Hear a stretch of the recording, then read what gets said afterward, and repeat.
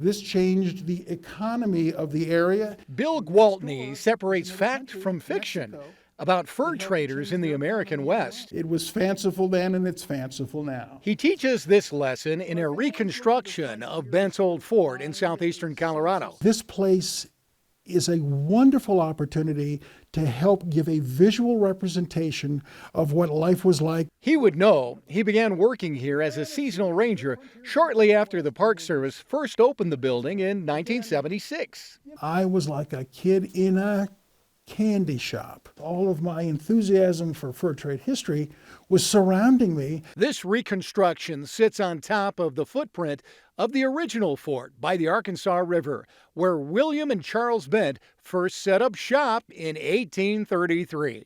This for the Bents seemed to be a good middle ground, close to a crossing of the river to Mexico, close to the mountains, close enough to the mountains for the mountain trade, but also close to where the bison were, which were, of course, were the Indians' lifeblood. For 16 years, Bent's fort played a critical role in opening up the American West. You couldn't do business with your enemies. You could only do business with your customers. And so making Indian people into customers was really the whole diplomatic point of this place. The Bents left the post in 1849. The building then served as a stage stop and later a line camp for cattle operations. That original structure, there are still portions of it standing above ground into the early 20th century. Those are erased by the Arkansas River flood of 1921. The building vanished. Its legacy still captured the imagination. This site was on the radar as a potential national park unit as early as 1935. Congress authorizes the park in 1960 to commemorate the role of this fort in the opening of the West. Construction coincided with the nation's bicentennial. You could safely argue that without the 1976 Bicentennial and Colorado Centennial, Reconstruction never happens. There was a real catalyzing energy in Colorado to make sure that when we were celebrating the bicentennial, that it extended beyond the East Coast, that we had really important stories about what it meant to build this country out here in the American West. The fort captured the imagination of the community. We appreciated Bent's Fort as this brand new old fort. Mario Medina is a second-generation ranger at Bent's old fort. His father worked here in the early years. We found ourselves growing up, in some cases, thinking that Bent's Fort was our home. When I come to work, I still smell the fresh wood, the freshly made fort. The Park Service built this reconstruction using materials and techniques as close to the original as they could. I spent 3 seasons as an adobe worker here on the maintenance division.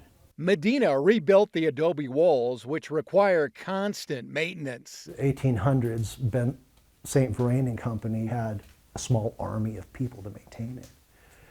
We don't have that luxury today. There's not much holding structure together. Bill Allen helps maintain the fort. And what's happened is the adobe brick is rotting faster than the mortar. We've had to provide a pipe jack at each location to support the roof above. This is 48 years of water damage. This is why we're not letting visitors up there. There are no easy fixes. We've been working on a concept study for the future of the building. What to do here next is not up to me. We've had really good collaborative conversations with the National Park Service around preserving Bent's Old Fort. I think the future of the site is actually going to be dictated by the community. This is a site that there is a lot of community care for. Not to mention the economic impact that this facility helps bring to our local economy, both through sales tax and lodging tax. It's getting worse. Stakeholders know the task ahead looms large. The building is a symbol, and it's very powerful.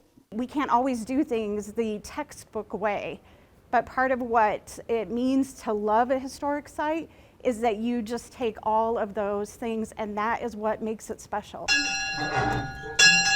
Despite the challenges, the Park Service remains committed to its core mission of telling the story of America's western expansion. They just closed the inner doors of this continuing to teach the past while trying to navigate the future. The Bent's Fort story is a personal story.